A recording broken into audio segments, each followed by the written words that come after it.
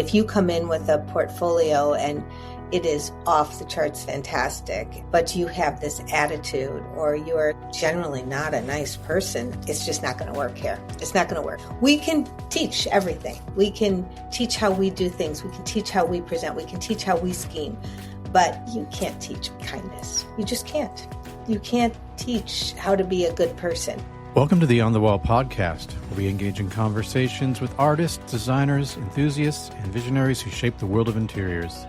Today's guest is Kim Scodro of Kim Scodro Interiors, a boutique luxury interior design studio specializing in interior design, furniture procurement, new builds, and renovations. If you enjoy these conversations, please subscribe, leave a rating, leave a review, and share this podcast with a friend. Joining me now is Kim Scodro from Kim Scodro Interiors. Hello, how are you? I'm great, thank you. Thank you for having me. Thank you so much for your time. So you're joining us from Chicago, right? Yeah. Have you always been in Chicago? Is that where you're like sort of Always born and raised? Born and raised in Chicago. Yes, born and raised right here. Yeah. I noticed that subtle accent creep through when you said the word Chicago. Chicago. Yeah. I know. So I heard that a little bit, but I wasn't sure. I tried to, yeah. Yeah. Are you trying to suppress the accent? I'm trying. There's no denying sometimes. It only comes out in certain words. Like you say the word Chicago or hot dog. And I just feel like you hear it come out in certain words, but or roof. I say roof, and people are always like roof, a roof, whatever you say. I always say roof. No, yeah, you do hear it sometimes. Because I was on, I jumped on your LinkedIn and I saw it said Arizona/Chicago. So were you ever in Arizona or doing much there? I was until 2.5 years ago. We had a home and an office in Arizona until I think for 19 years. So we did a lot of work out west. And then 2.5 years ago, about 2.5 years ago, we moved to southern Georgia. Have you heard of a place called Sea Island, Georgia, or St. Simon's Island, Georgia? And we moved there, and it's been fantastic, just fantastic. Yeah, love it. So I was meant to be Southern. What was the reason for the move, and why Georgia of all places? Well, I think the reason for the move was probably because we'd been there a very long time, and we have some grandkids that are very important in our life, and that's a 4-hour flight from Chicago to Georgia or to Arizona. It's 2 hours, sometimes less, to Georgia. So it's a lot easier. We go back and forth. My husband and I both still work full time. So we go back and forth a lot, and it's a lot easier to do that Thursday to Sunday, that route. And also golf. My family are big golfers, and there's wonderful golf there. Yeah, I think that's what drew us to it initially. But we've always sort of gone there on vacations or visited. And so it just seemed like the natural place. We literally decided on Saturday, let's go take a look. We'll just take a look, scratch that itch sort of thing. And we put an offer in on a house on Monday. So not much time to think about it. No, we did it on a Saturday and put the offer in on a Monday 2.5 years ago. It was that fast. Oh, okay, gotcha. But it's been great. It's been great. Okay. Well, Arizona has good golf too, right? They do. Big courses and stuff. Oh, yeah, lots. Yeah, no, it's fantastic. I think it was just a combo of wanting a change, wanting somewhere that was easier for our family to get to, wanting somewhere that was easier for us to get to. But yeah, it's just, and it was different years ago. It was have you been to Arizona? Yeah, no, I love like the Scottsdale area. That's where we were. We were in North Scottsdale, and it's fantastic. It's wonderful. But when we were first going there, it was like dirt roads. I mean, going up Scottsdale Road. Now it's just grown. Oh, it's boomed. Yeah. It's and Arizona is a very interesting state because a lot of people think of it as Phoenix and just deserts. Yeah. But then you go to the northern part of the state and it's, Grand Canyon, it's snowing, it's, mountains. Beautiful. And it's awesome. Yeah, beautiful. And you take a drive from Scottsdale up, a lot of people will get away from the heat and they'll go up to Flagstaff in the summers, Yeah. and that drive is just, it's spectacular. But you can also go skiing there. You Yeah. can go 2 hours away and go skiing in the winter as well. Yeah. I'd gone to Sedona for the first time not Oh, too long ago, and that was really impressive. isn't that amazing? The colors, Yeah. the Yeah. colors are just gorgeous. Yeah, Yeah. beautiful. Really, really beautiful. All right. Well, getting back to Chicago. Yeah. So how did you kind of, I read a little bit on your story, and I saw that you were a Catholic school teacher for a I little while. Is that was. right? I was, yes. Yeah. Yeah. I taught I home grew up ec. going to Catholic school, so You did? In yeah, what so state? California. Okay. Yeah. So, well, you probably didn't even have home ec. It left a long time ago, but yeah, I taught home ec. So I taught clothing construction, child development, interior design, and I loved it. So I you were already absolutely loved it. teaching interior design before you Yeah, started interior design. yeah, but teaching it on a high school level, which is, Yeah. very different. Like we literally went, the assistant principal, we she was nice enough to let my entire class take over, and we redid her bedroom. We hung the wallpaper, we painted. Wow. The local hardware store donated everything to us. I mean, it was very hands-on. I mean, because that's how you learn. Let's face it. Yeah. You can't sit and read about it. So how did you make that transition from teaching to doing? On the Wall is brought to you by Milton & King, your trusted partner for luxury crafted wall coverings. Milton & King's trade program is designed to make your creative process seamless, offering exclusive trade-only benefits such as complimentary samples, early access to new collections, and professional pricing structured to enhance your business success. To assist with your projects, you'll have the flexibility to create your own custom swatchbook, tailored specifically to your design needs. With dedicated customer support every step of the way, our trade program is here to elevate your design vision and simplify your journey from inspiration to installation. Ready to join a partner who understands your craft? Visit miltonandking.com to apply for your trade account today. Milton & King, your vision, our craftsmanship. Well, I stopped teaching, stayed home and raised my kids for a while, and then decided, this is what I love to do. This is what I want to do. So I went back, had to revisit all my college transcripts, which was a little scary. And then I went to ASID to become an allied member, just to give me that, that confidence, that little title after, to go out and start. And I thought it would just start as something small. I thought it would, I reached out to a real estate broker in Arizona, in fact, and said, if you have time, if there's a chance, if you want to share my name, maybe I could help. And I got a full house right away. And Oh, wow. yeah, they were very difficult. Most difficult client to this day that I ever had. Difficult? Was very difficult. Very difficult. Was it difficult because the client was difficult, or because it was brand new, or? It was the client. I wouldn't even say the word. That's probably the wrong choice of words. Not difficult, just demanding. And that was okay, because, boy, nothing like learning that way, right? I mean, they just had so many questions, so many revisions, I learned so much. And so I'm grateful for that. I really am. I don't So know if you that had I'd if you had the same like client today, like the same type of client, do you think that you would handle it any different? Oh yeah. I think I would have. I think now I have a better skill set into how to work with a client like that. I mean, when what were some of the demands? What were they asking for? One fabric, for example, they wanted, it was a certain, sounds so weird, but it was a certain shade of orange. And they wanted a very certain shade of orange on a pillow. And nothing, when fabric changes, when the texture of fabric changes, the color changes. And so they weren't able to articulate. I wasn't able to articulate what they were looking for.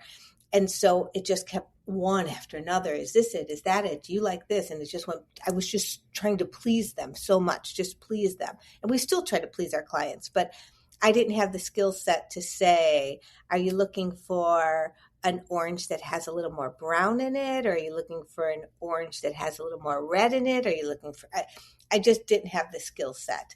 Or to say, you know what? It's a pillow on a sofa. Let's just make a decision because this, time's a ticking here. Right. So, well, it does sound like some of the difficulty may have been like the newness of it in the sense, because you said you didn't have the skill to, I didn't, speak the language that you needed to speak in order to get that problem solved, essentially. Right. And the confidence. Confidence is a big thing in any position. Confidence matters. So you didn't. So when you sort of got your start, you didn't think to go, oh, let me work for someone else. You said essentially we're starting. You started, but also started independently, like completely on your own.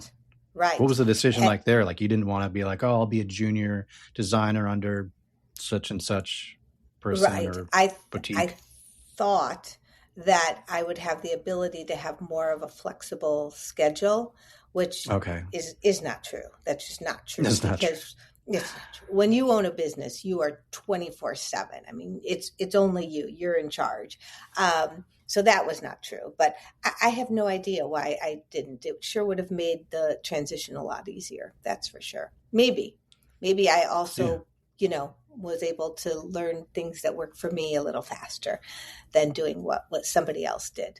I also feel like that team is very important. And so for many years, it was me.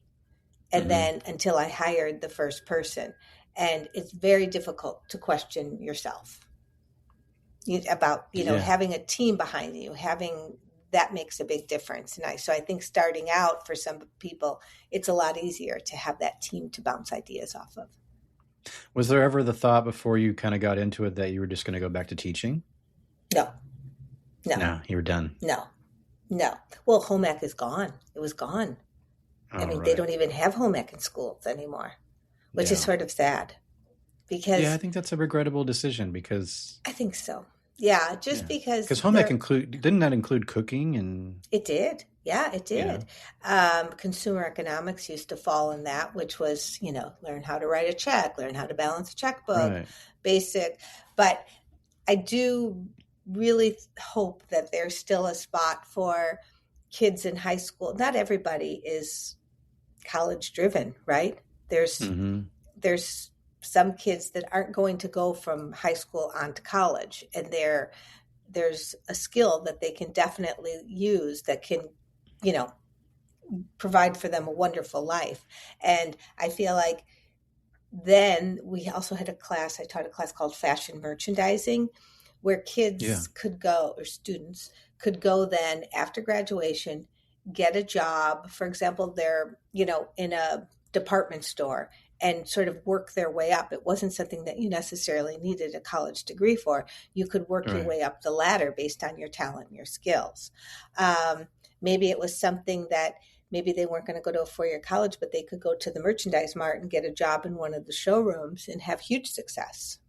Yeah. So it's sort of the same thing with, like the loss of like wood shops and metalworks and the other trades, because it seems like kind of now more than ever with the rise of AI taking everybody's sort of white collar jobs, that things that you actually have to do physically and that's not easily replaced by a robot or AI is where a lot of the jobs may be going. And you have kids that are coming out of high school that no longer have those skills because there's no programs. You're 100% right. Auto mechanics. There used to be a class for auto mechanics, and now I guess they must go to trade school after, right? Which sort of puts them behind the eight ball, right? If they could have had that in school, it would have been nice. But no, I agree. I mean, they're finding that in the furniture industry in North Carolina as well. It used to be generational, where your grandfather worked in one of the workrooms for one of the big furniture companies. Then your dad, your uncle, everybody worked there. Well, now kids aren't necessarily wanting to go and learn that trade, even though they can, have a lovely life, raise their family. They just aren't interested. And so they're struggling Yeah. a little bit to find new people that have that skill, Yeah. that craftsmanship. Yeah, absolutely. Huh. But you did. So you went from teaching Yeah, to exactly. just basically starting your own interior design firm, having your most difficult client ever. But then you mentioned something about hiring, and I noticed that Yeah. when I was just kind of doing my research on your business, you Mhm. have a team. Oh, yeah. A great And it team. seems like they're a very active team. So how do Very you active. how do you go from sort of, because I imagine you have a vision, you have a like a sort of a game plan, but were you hiring people on is just to kind of help you take the load from the actual work that you're getting, or was it because you wanted more kind of design brain, like Yeah, working yeah. with you on that end? Right. I think initially it was maybe someone to help with the workload initially, the first hire. But after that, it was, I take to heart. Someone gave me a piece of advice. I'm sure you've heard of it. Always hire someone that's smarter than you, better than you. And everyone moving forward has a skill set that I don't have, or a skill Mm-hmm. set that they can readily teach someone else on the team. And we have a unique team in that we work on, first of all, we've been together a long time, like no one leaves, which is just how I like it. Well, um, that's great. yeah, I mean they're great. Unusual, very It is. unusual. Yeah, I think so. They are fantastic. They're so supportive of each other, so helpful to each other, and most importantly, and I mean this from the bottom of my heart, they care as much about the clients as I do, which is really hard to come by. I mean, they're losing sleep at night worrying about something. I don't necessarily want them to do that, but I mean they really care. And we're unique in that we work on every project as a team. So before anything is ever even presented to a client, it's not just like, okay, you two are on that project, you two are on that project. We've all looked at it. We've all debated. We've all figured it out before it's presented to a client. How did you curate that team? Because obviously, if everyone's still there and wanting to be there, and everyone's Mm-hmm. sort of, I guess, working together so well, Yeah, really what is it well. that Yeah. you're doing to vet the people so that you're actually hiring the right people that have the same, you Yeah. know, Yeah. vision and I do ethic? think, yeah, I do think there's a general rule of thumb, and that's basic human kindness. I think that's first and foremost. If you come in with a portfolio and it is off the charts fantastic, but you have this attitude, or you're just generally not a nice person, it's just not going to work here. It's not going to work. Mm-hmm. We can teach everything. We can teach how we do things. We can teach how we present. We can teach how we scheme, but you can't teach kindness. You just can't. Mm-hmm. You can't teach how to be a good person. And I think that each of the team that is here, that is something that to their core, they are just good people. To their core. They're good people. They love their families. They are good friends. They're just all in all just really good people. But it's interesting because a lot of them have come and maybe they weren't even dating anyone, and then they're dating them, and then they get engaged, and then they get married, and then they have babies. So it's really fun to see the Yeah. transition of their life come through Yeah, here. it's sort of like watching your own kids.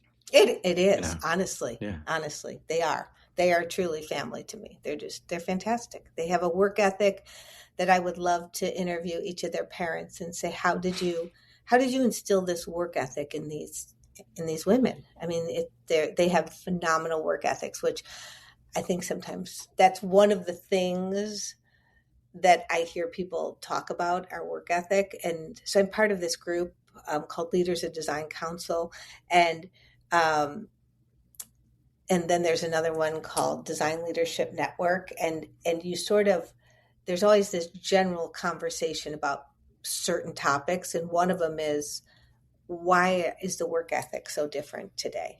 And maybe it's not. Maybe it's just, the times are changing and people work differently. I What do you hear the same think? thing. I hear the You same do? thing a lot. You Oh do? yeah. You Yeah. hear it a lot where it's just, yeah, Yeah. I don't know. maybe there's not the same amount of grit, or just maybe it's just a bit more rare nowadays. Maybe we're sort of, I don't know. Did COVID have something to do with it? I don't know. I don't know. Were they teaching never things know. differently in school? I don't know. Are colleges preparing people going into the workforce differently? I mean, when I went on my first interview, I was practically begging for the job.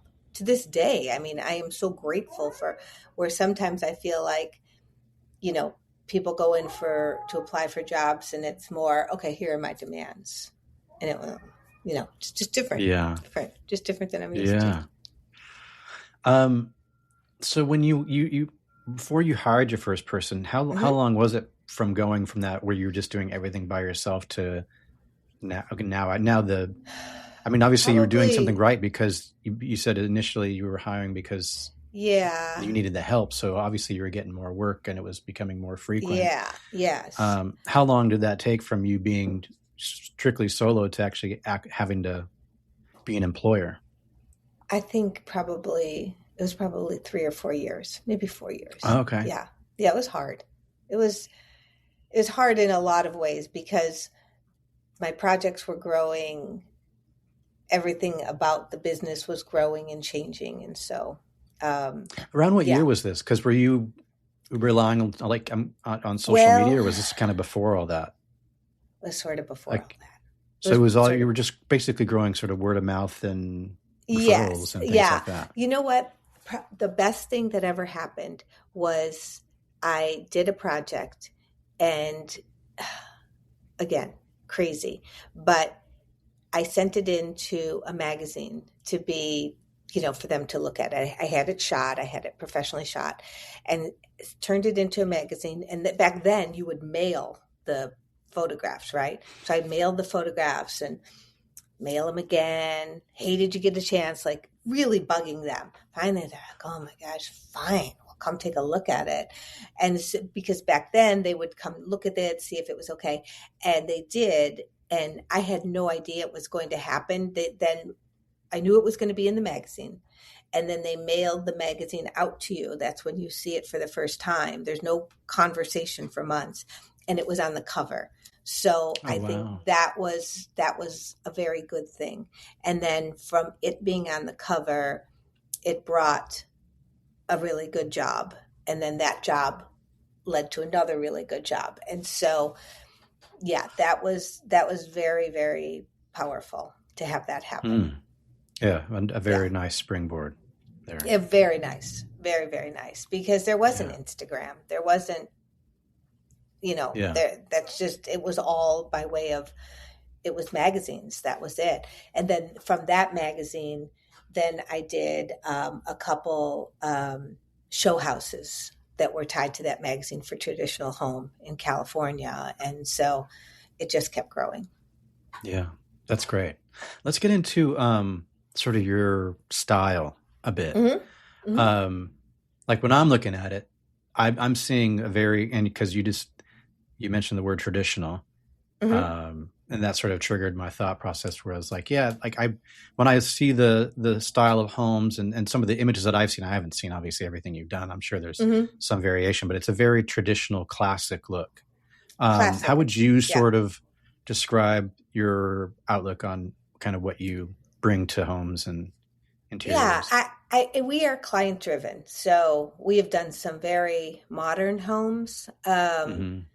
modern in my mind, where there's just not tons of layers and color and antiques, and so they're a little bit cleaner because it's the client drives us. Personally, my style and the style that I think we do a good job at is something that's a little more classic. Not necessarily a traditional. I equate traditional to a little bit heavier, where classic, I feel like we're always trying to bring in some element from the past without it being too heavy. Mm-hmm. And so, yeah, we just sort of like color and pattern, but not crazy. It has to have some order to it. And that's my personal style. That's what I personally like in my own home. And so that sort of the wallpaper and fabrics that we did for Milton and King, sort of, that's where it all stems from. It's from that sort of style that we like. Is there anything that, like if somebody were to look at your portfolio Mm-hmm. and kind of what you might have in your own home, is there anything that might surprise someone? That I have in my own home? Yeah, that you sort of, or is it just like, yeah, this is what I kind of put out there and you're going to find the same thing in my own bedroom kind of thing? Or is there anything that's like, no, you would never guess this is what I've done in my own home? No, but probably if you look at the things, you would never guess that I love Costco sheets. You'd be like, oh, you must have some really fancy sheets. No, I love Costco sheets. I think they're great. I think they're fantastic. Yeah, it's just, I think nothing is fancy. Last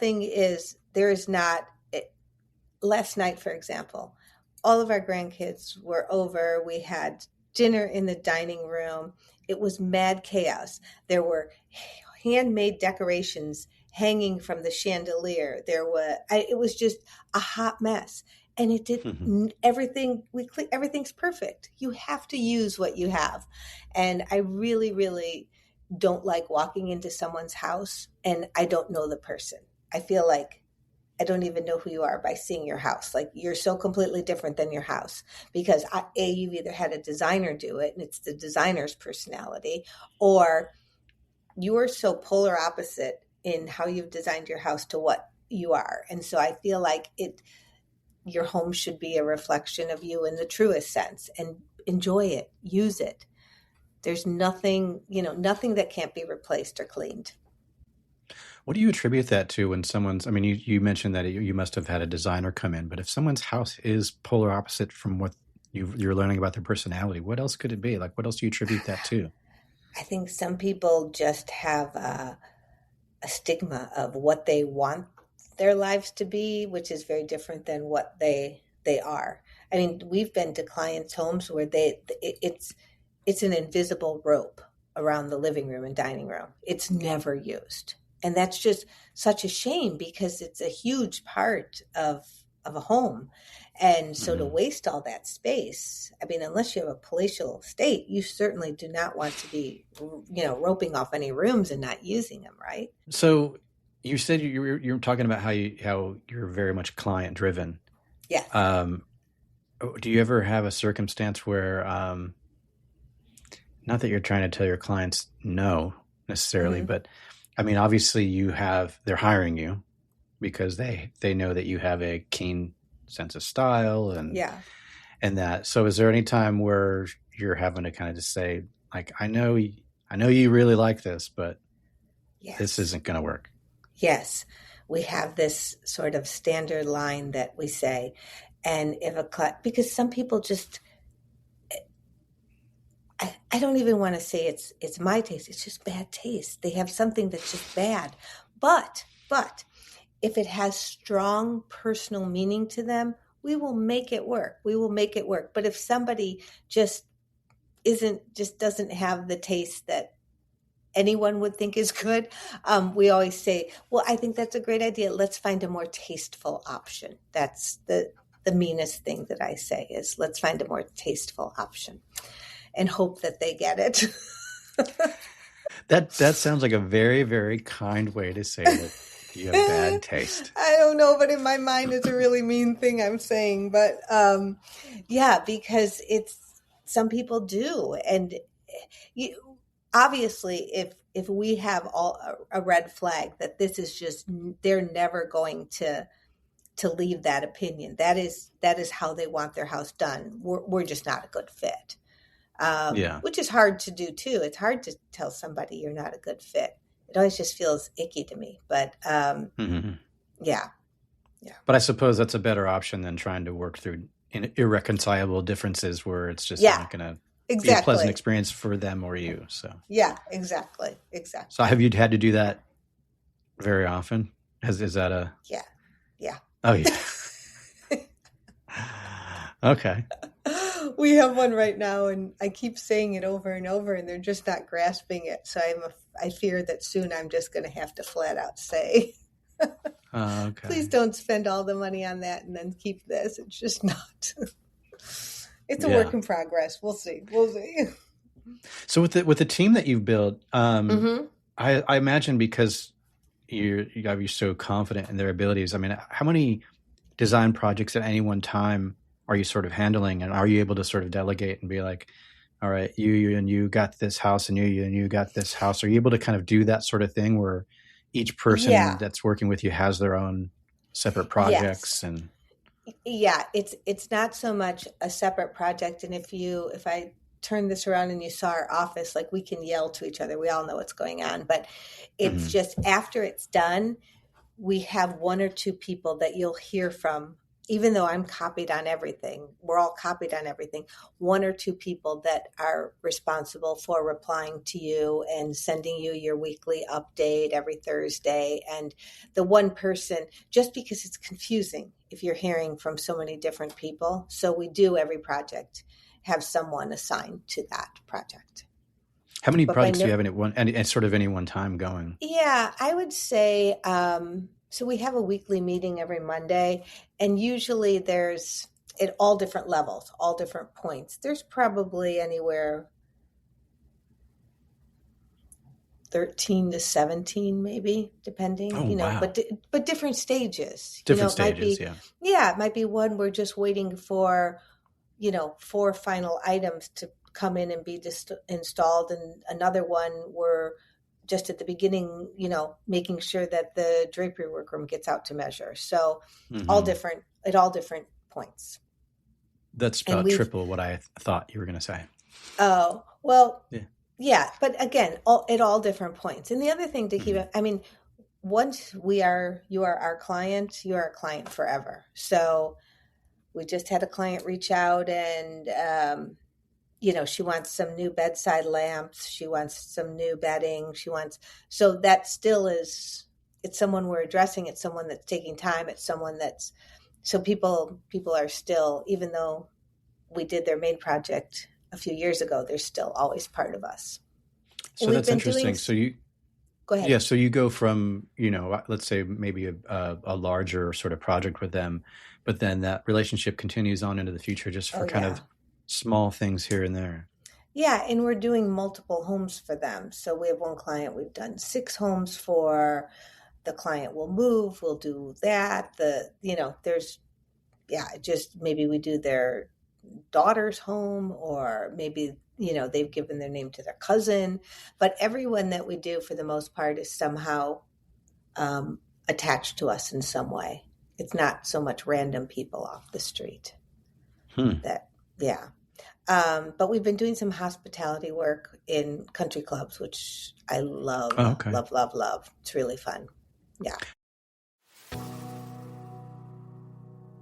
Introducing Benchmade Modern. Tailored sofas crafted just for you, delivered in as little as 4 weeks. Create a custom piece that perfectly reflects your style. Choose from our collection of designs from timeless to modern. Customize the size, then personalize with your ideal fabric, cushion, and leg style. Discover your dream sofa today. How does Really, that, how do you find that approach different when you're doing stuff in hospitality or commercial spaces as opposed to like residential? yeah, I think that you're dealing with a board and then the general manager of the club. So it's not you're giving a presentation and saying, "Oh, you pick the fabric. It's Here's what we think is best. It is in budget." And it's like, "Oh, for the most part, it's okay. That looks good." Or, I don't know if that chair seems comfortable for our, older members. Can we get something that has arms? So it's little things that change, where when you do residential, it's a lot that, because you're catering to 2 people in their home or more. Hmm. But when it's a club, we've been hired to change something specifically within budget. And there's just not a lot of, this is what it is. This is, Yeah. there's not a lot of back and forth. Right. And it seems to be that I would guess there's more freedom in that as well, because they're sort of completely relying on you. Yes. Yeah. And they, Yeah. They know what we are already when we go in. So, for example, we just did a ladies' locker room that hasn't been touched in 25 plus years. And it was such a transformation of the space that now women are hosting on a regular basis. They're hosting a needlepoint group, a mahjong group. They're bringing people up to play bridge. There is a wait list for lockers now that there wasn't before. So it just is really nice to see the power involved in transforming a space for a club. It's nice. Yeah, so it makes a essentially difference. you changed the space for them, and all of a sudden that company is bringing in a whole lot more business based on. Yeah, it's a nice place to do things. Yeah, they're a private club, and so maybe if they're having a wedding and the bride, the bride always in her group always gets dressed in the ladies' locker room. Now the photos are more beautiful than of how they're always taking photos of the bride getting dressed and pre-photos. Everything's just prettier and more inviting. So all of that helps. Yeah, that's a huge selling point. Yeah, but it's hard. It's you're to get to that point before they even to even hire us. They've gone through a lot with the membership to get the approval to have this project done. Right. So would you say in the very sort of the beginning stages, it may be a bit slower because of the approval process? Yeah. Oh yeah. It could go on for a year. Like the one that we're doing, we presented over a year ago, and have just ordered it 2 months ago and installing it in June. So it just takes time. Yeah. Wow. Yeah.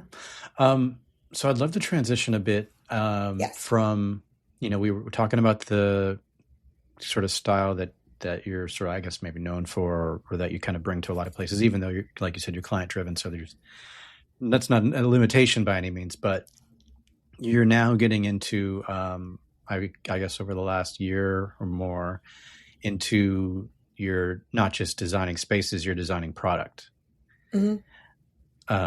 fabrics, wallpapers. And so how does that happen? And how do you, what are the sort of the big differences that you think exist between designing for a space and designing an actual product that's going to be used in a space? It's a really good question. So about 7 years ago, I was fortunate enough to be able to create some furniture for a company called Hickory Chair.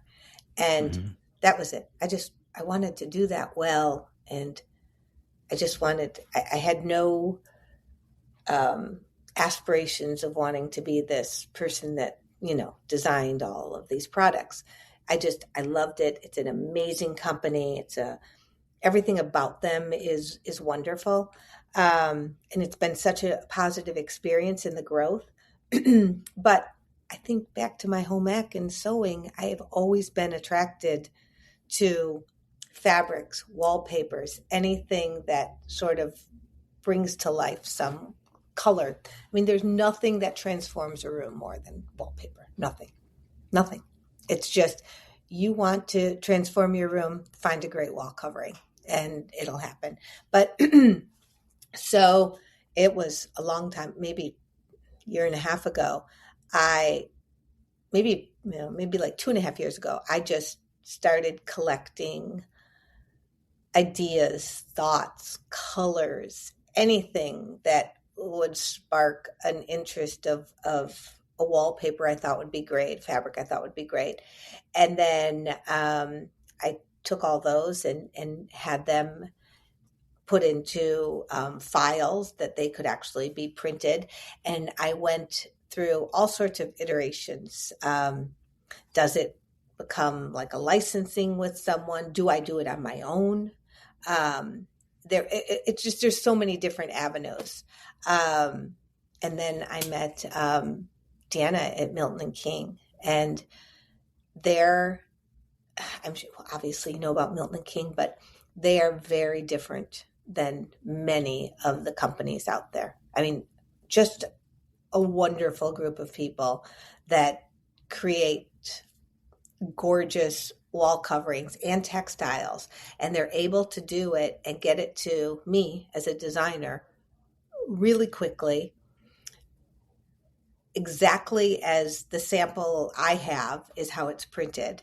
And that's huge. I mean, if you're doing a whole design and you show a client something and the whole room is based off of that, and then you find out you're not getting that fabric or that wallpaper for 7 months, people just aren't willing to wait that long anymore. And Milton and King, they were just lovely. They liked all of the designs, and they were willing to make a space for me for the product to get out there. And I couldn't be happier. I'm so excited I get to go to the workroom where it's all being made in April. It's fun. Oh, cool. In Dallas. But how do you, I guess I'm trying to get down to like, so obviously, you can go into a room and you can pair colors and pick things out. How do you already know, like, oh yeah, I can do this. I can create wallpaper products and fabrics and furniture, and like how do you make that transition from being designing a space to creating products? I think like that how do only, you it's a really just good I question. don't mean like physically how you do, but kind of just in your own mind. Yeah. I think you start, I think you have to have some experience. And so I always marvel at the people that aren't interior designers that are creating product, because they're starting from zero to create these things, where I feel like I have this experience of what we've done for clients and what I feel I'm having a hard time finding.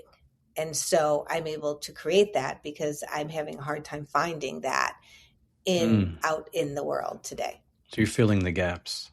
A little bit, yeah. And, there's a lot of wallpaper out there. There's a lot of fabric out there. There's a lot of furniture out there. And I think it's, as much as anything, it becomes colorways, spacing of the flowers, how much background space, there's just so many things that come into play. And when you really are designing spaces and you're looking for that one particular thing and you just can't find it. And so I think that's where things came from. And at the end of the day, truly what I loved, what made me happy. Yeah. I'd love to go through a couple of these designs and kind of just get you to comment about them, if that's all right. Yeah, I'd love to. Before we get into it, though, I did notice the names. Yes. They're all the names of your designs or products. They're named like after people, or so I don't know. Are they real people, or did you just decide I'm going to call this one Joe Bob or whatever? No, they're. How did you come up with the names for these designs? They're our team. They're named after your team. Yeah, they're our team. Okay. They're my grandkids. They're my sons. Yeah. Okay. My daughter-in-law. So you're gonna have to let me know which one of these is who, and I hope I know. Why. I hope I know in my head. Maybe you know the names of them. Why? I don't have my cheat sheet here. Okay. Let's see. We'll go through these. So let me just open this up real quick, just so we can kind of see some of them. So these are, I don't know exactly where these images came from, but these are actual images of installs. Okay. So let's see here. This one is called Elise. So let me share this. Yes.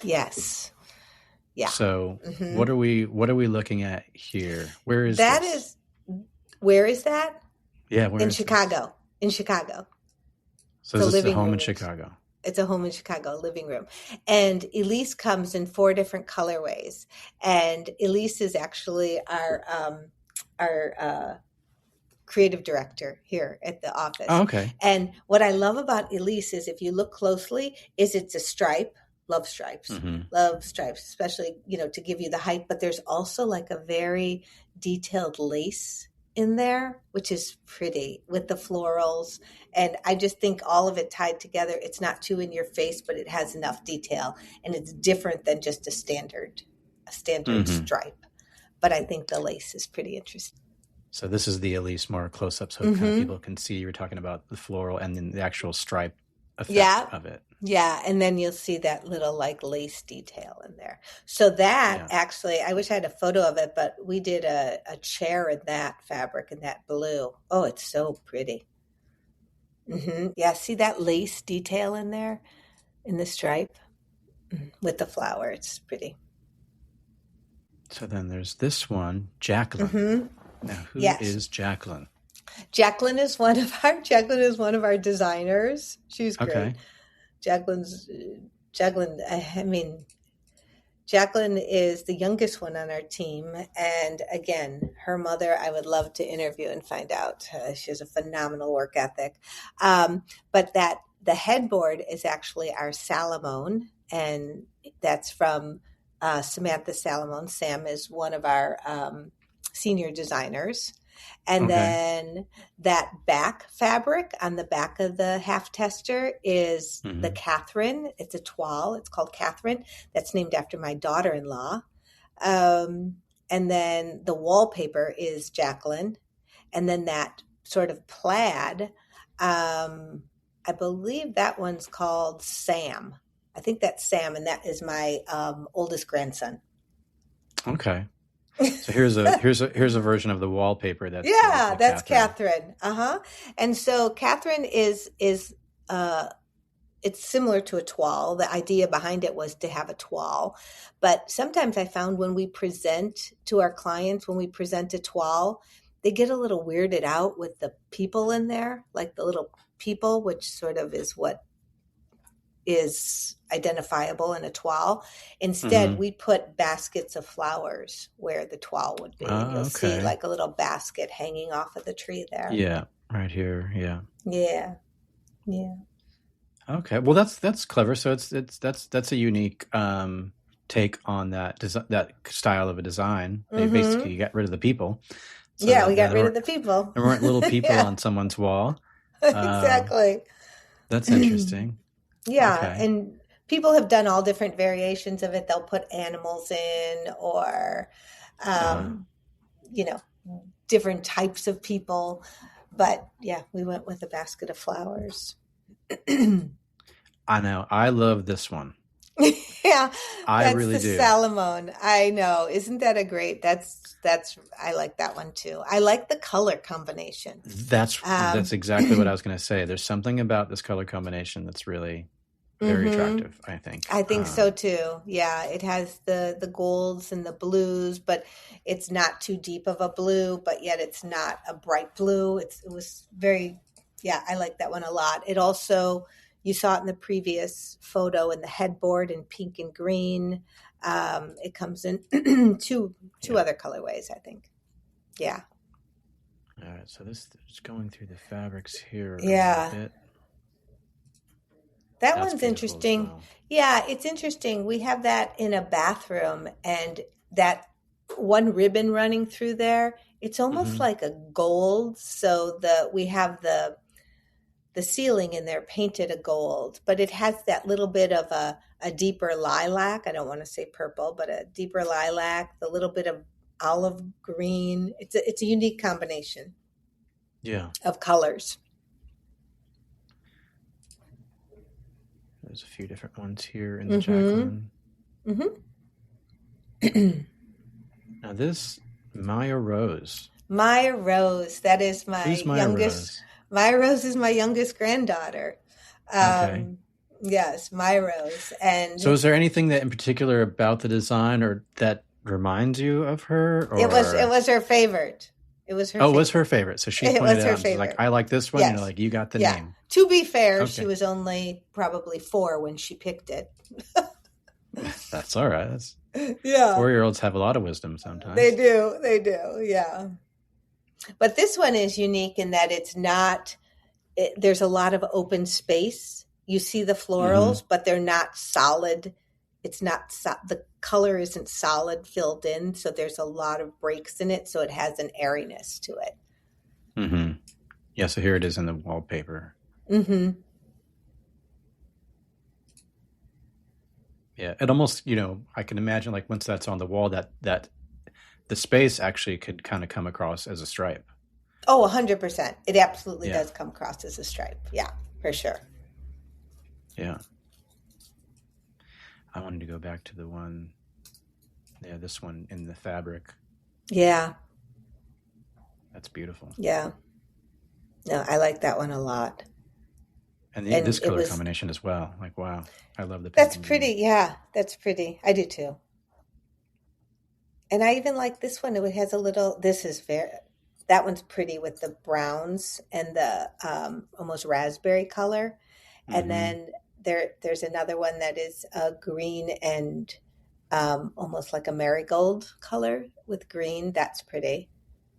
And then a powder blue and brown. Yeah. How many colorways did you start? Did you have to sort of narrow down a bunch of different colorways to kind of get to this? Because I think there's about 4 Yeah, this around one I for think each one. there are. This one I think has 5. Okay. So this is the Sam you were mentioning That's before. Sam, my grandson. Nice, handsome plaid. Without, yeah. But it's interesting. It's not just straight lines. Yeah. Let me get some of the, look at this one in the Catherine. Yeah, that's pretty, isn't that? I like Yeah. that one. It's a bold color. And we tried to make them so they all work together. So they're all sort of complementing each other in a certain way. Mm-hmm. And it just, there's not this, they sort of all look like they belong. Like this one here, the Max, which is the green below it. Yeah, down below. Yeah. I think that's the Max. Yeah, that's my youngest son is Max. But this one is sort of like a workhorse. It can support, it can support the others and have something that's a little bit of interest to it. Right. Yeah, so many good designs. Thank you. That's and it's so neat nice that of you to say. It's so neat that you have them, named after real people. Yeah. There was one they had to change, Clara. My oldest granddaughter, I think it's now called Colette, because there was one already in Milton and King. So we had to change so the this name is the to Colette that. one. Mm-hmm. That's a very pretty one. I happen to love that name, Colette, too. Yeah. Beautiful. Thank you. Yeah. So, so these designs, when does this wallpaper collection launch? Is that because so you have? It will actually be in the Baker showroom at High Point Market. So okay, so you're going to be at High Point. Yeah. Milton and King is going to be in most of the Baker showrooms. They're going to have a space in there. They're already in some of them, which is absolutely amazing. Baker is a phenomenal company that we use quite a bit, and they're making space for them in there, and so they will have. I think they'll have the book there and some of the fabrics maybe, but they'll have the wallpaper book to look at. Just because it's so soon, I don't think they'll have anything else. So I think you will be able to order after that. Okay, and so are you going to have? Because is Hickory Chair going to be there as well? Hickory Chair has a big showroom, and we're having our space done in the wallpapers. So if you want to see them hung up, you can come to Hickory Chair and see them in the showrooms. Okay. Yeah, so if you're going to High Point, you can see your wallpaper hung up in the Hickory showrooms, and you can see it on display in the Baker showroom. That is correct. Well. Yeah. They will have the book at Baker, and it will be 2 of them will be hung at Hickory Chair. Yeah, and Hickory Chair and Baker are right next to each other, so you don't have far to go. Ah, that's convenient. I know, it is convenient. It is convenient. Do you make a point of going to High Point every year? Oh, yeah. I go every year, twice a year, because we have to set up our space for Hickory Chair. So we do the design of the space and get everything ready. So actually we're going the Monday before market starts, and we spend all week setting it up and getting it ready. a couple more questions before you go, but Yeah. I appreciate your time today. It's been great to kind Thank of go through the you. designs and kind of get your insight and everything. Um, Over the course of your time going from, starting your business, hiring on people, um, designing spaces, being client driven, now designing your own products, what would you say are some of like the biggest, I mean, I know there's the obvious, there's technology and there's social media, but are there any sort of other shifts that you've seen throughout the years that you've done this in terms of either like personalization or sustainability or any sort of other kind of changes that you've kind of Yes. really noticed in terms of just design itself? Yes, I think design is more accessible now to people, and I think people are better educated than, I mean, we live in a world of Instagram and Pinterest, and so it's almost like if you go to the doctor. If I go to the doctor, you can bet that I've, Googled it and WebMD'd it, and I'm basically, telling the doctor what I think my cure is. Mm-hmm. But it's the same with interior design. The clients are coming to us already very much educated. They know what they want, or they know what they think they want.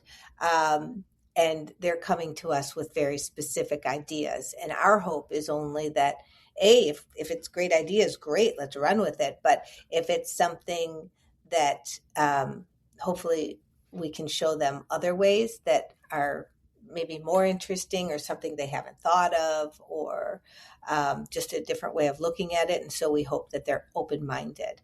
I also think that there's a lot about the budget that is interesting. We always ask what someone's budget is at the start of every project. And it's not because we're nosy. It's just because we need to know if, how much we can accomplish, if there's a realistic expectation of what can be done. But I think that it's very easy to go through a catalog and say, oh, look, I can get a sofa for this much. Why are you charging me this much? One has nothing to do with the other. And so when you hire an interior designer, it very much is a luxury. It is a luxury to have an interior designer. There's just no two ways about it. Anybody can take measurements and order things from a catalog or online, but when you have an interior designer, it's a different experience, and it's for the people that want that experience, that want that elevated experience, that want someone to handle it for them, that don't want to necessarily do it themselves. If somebody wants to do it themselves, I think that's fantastic. They should do it, but not everybody does or can or wants to. Mm-hmm.